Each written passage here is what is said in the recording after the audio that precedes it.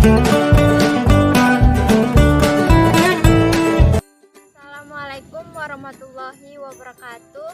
Nama saya Tasya Oktavia Pradela, NIM D1B1200071, Prodi S1 Farmasi Universitas Megarizky Makassar. Pertama-tama saya ingin mengucapkan terima kasih kepada Ibu Nur Hikmah, AM, SI, APT selaku dosen pengampu kimia dasar. Pada kesempatan kali ini saya ingin membahas materi tentang teori dan struktur atom. Yang pertama, saya ingin menjelaskan teori atom dari zaman ke zaman yang saya ambil referensinya dari buku Kimia Dasar 2018 dan Ensiklopedia Britannica 2015. Teori yang pertama yaitu model atom Dalton. John Dalton kelahiran 1776 hingga 1844 adalah ilmuwan pertama yang mengembangkan model atom pada tahun 1803 hingga 1808. Model atom ini digambarkan dengan bola pejal seperti tolak pengukur. Teori Dalton dilandaskan berdasarkan anggapan semua benda terbuat dari atom. Yang kedua, atom-atom tidak dapat dipecah atau dibagi menjadi beberapa bagian. Atom-atom tidak dapat diciptakan maupun dihancurkan. Atom dari unsur adalah identik dengan satu sama lainnya, yaitu dari segi ukuran, massa, dan sifat-sifat lainnya. Namun, atom berbeda dari segi unsur-unsur atom lainnya. Bahan kimia merupakan penyatuan dan pemisahan dari atom-atom yang tidak dapat dibagi, sehingga atom tidak dapat diciptakan maupun sayangnya teori Dalton tidak dapat menjelaskan model atom sebagai bola pejal dapat menghantarkan atom. Kedua adalah teori model atom Joseph John Thomson pada tahun 1900. Pada awal abad ke-20, J.J. Thomson mengatakan bahwa bentuk atom seperti bola roti dengan taburan kismis. Dengan bolanya bermuatan positif, proton mempunyai massa yang lebih besar daripada elektron, sehingga proton digambarkan dengan satuan tunggal yang besar. Ini membuktikan bahwa partikel lainnya bermuatan. Kelemahan dari teori ini adalah tidak mampu menjelaskan reaksi kimia antar atom. Selain itu juga kelemahannya tidak dapat menjelaskan unsur positif dan negatif yang terdapat di dalam. Yang ketiga, model atom Ernest Rutherford tahun 1911. Model atom ini menjelaskan bahwa bentuknya seperti tata surya dengan seluruhnya bermuatan positif dan massa atomnya terdapat pada inti atom yang intinya bermuatan positif dan sekelilingnya bermuatan negatif. Kelemahan dari teori ini adalah ketika elektron yang bermuatan negatif mengelilingi inti atom yang bermuatan positif, akan terjadi tarik-menarik gaya elektrostatik atau gaya Coulomb, sehingga lama-kelamaan elektron akan jatuh ke dalam. Keempat, Niels Bohr tahun 1913. Yang didapat dari teori Niels Bohr ini adalah inti atom bermuatan positif dan sekelilingnya bermuatan negatif. Elektron mengelilingi inti pada lintasan-lintasan dalam keadaan stasioner, yaitu dengan cara menarik.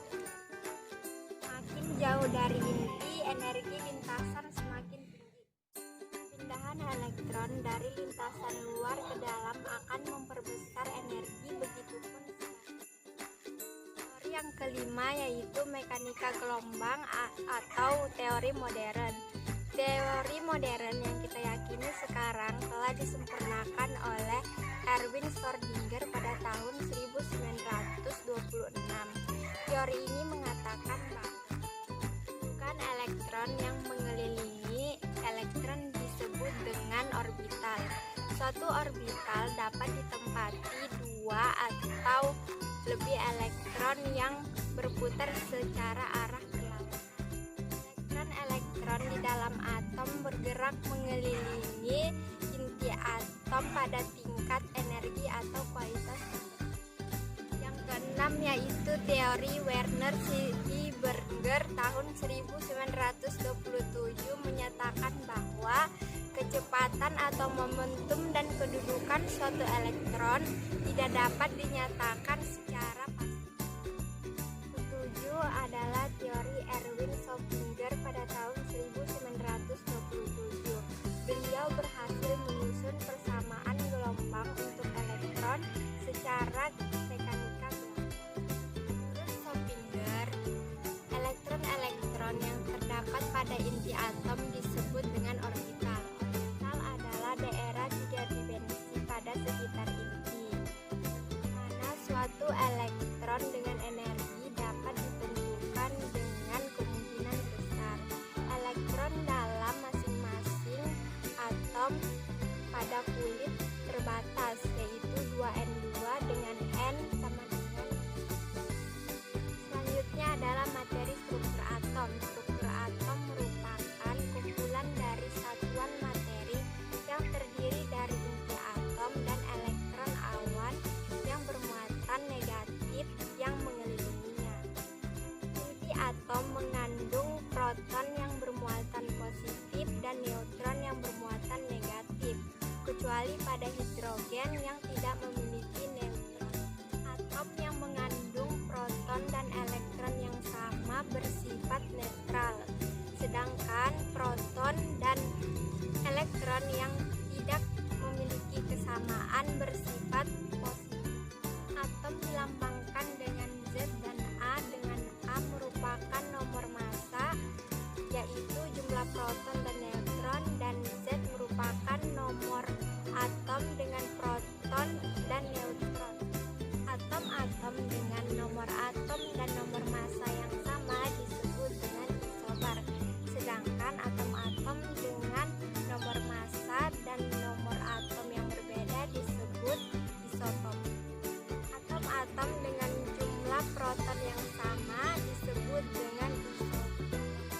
Kesimpulannya adalah atom tersusun dari proton dan neutron pada inti, serta elektron yang tersebar pada kulit.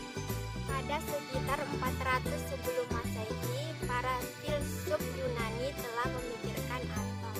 Konsep pembelajaran atom ini dimulai dari Leucippus yang kemudian dilanjutkan oleh muridnya bernama Demokritus. Semua materi tersusun atas atom yang sangat kecil dan tidak dapat dilihat, serta tidak dapat dibagi menjadi beberapa bagian kecil lagi. Atom berwujud padat dan bersifat homogen, yaitu sama pada setiap titiknya, serta tidak memiliki struktur lebih pada bagian dalamnya. Atom dapat dibedakan menjadi beberapa bagian, yaitu dari segi bentuk, ukuran, dan baiklah, sekian penjelasan dari saya. Kurang lebihnya mohon maaf. Assalamualaikum warahmatullahi wabarakatuh.